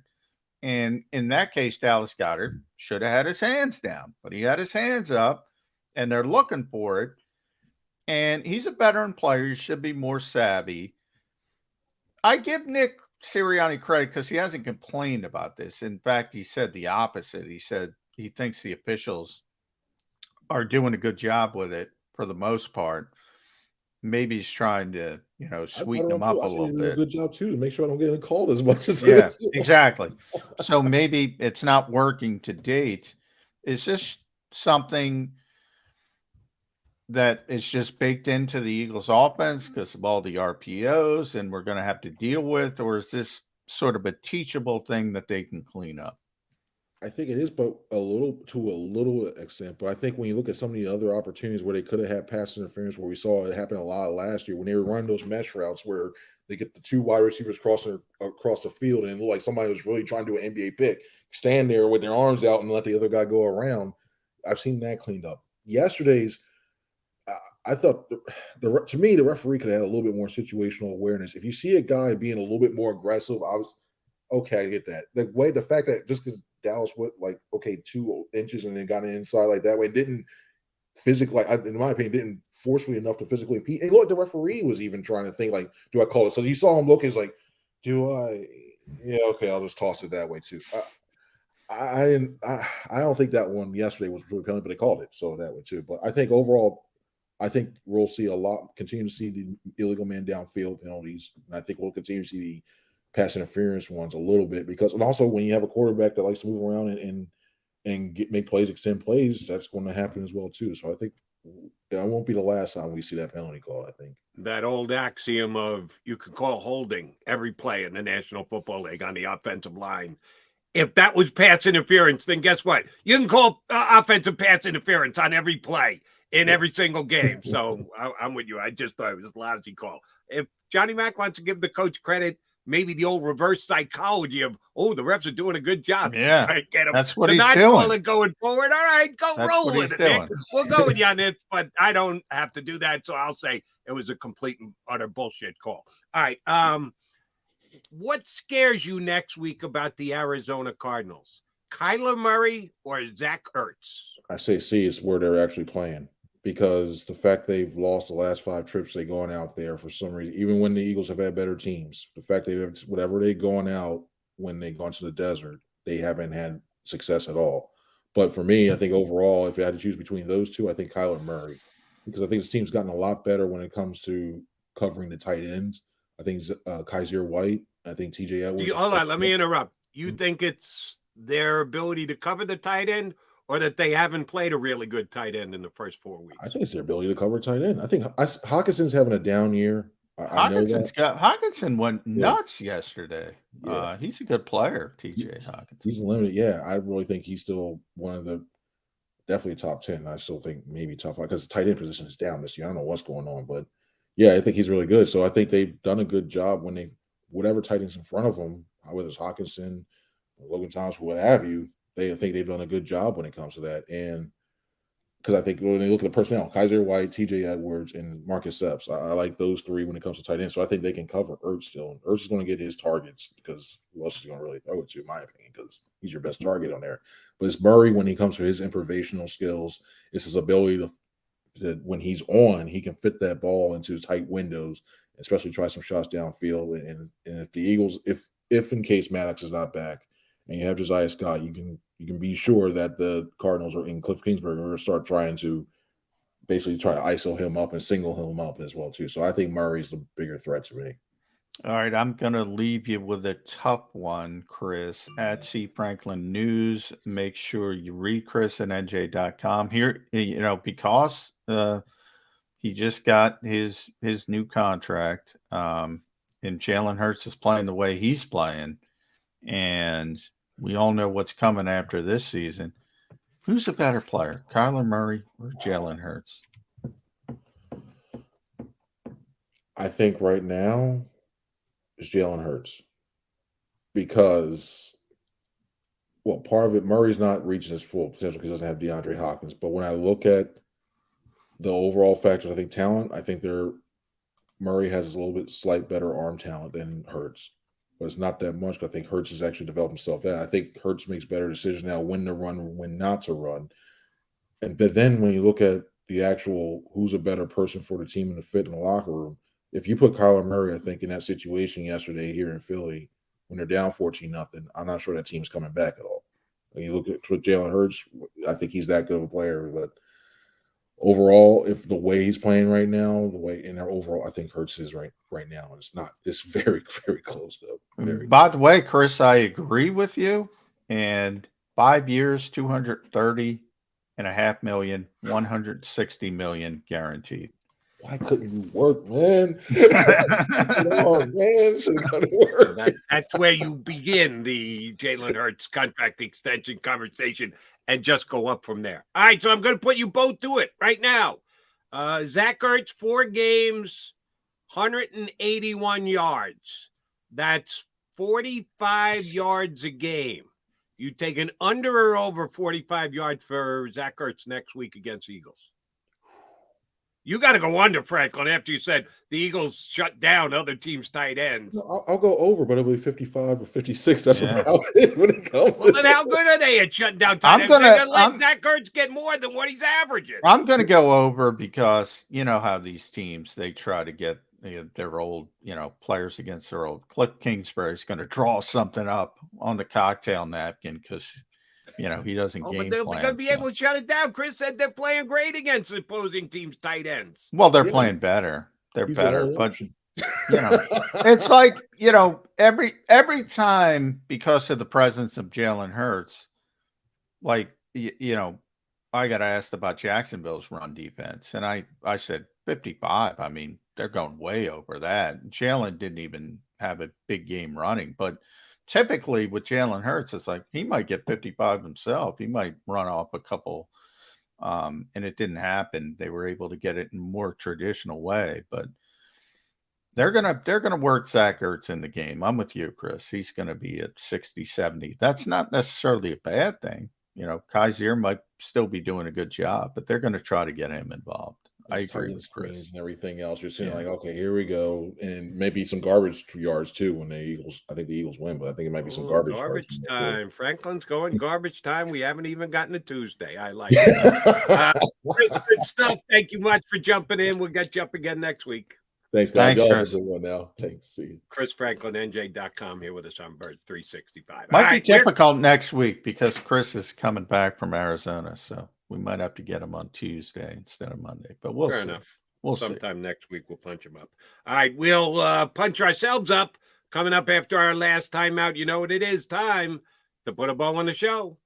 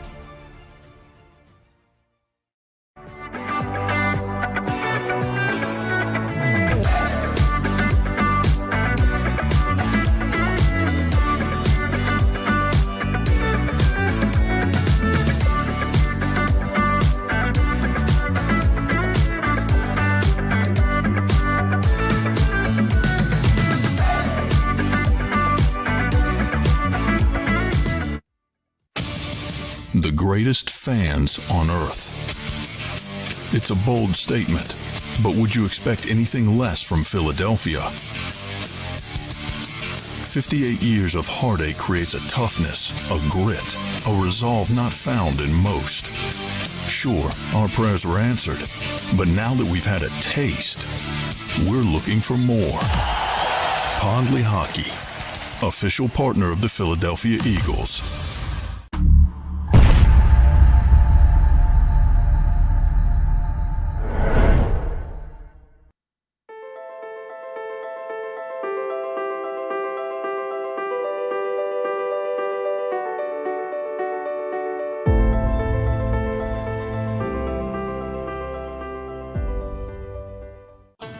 The faces you know, the team you trust. The Delaware Valley's leading news program, Action News. Go for the beers, go for the cheers, go for the hit and the hits, go for the scene, go for the screens, go for the gallery, go for the win, go to Ocean.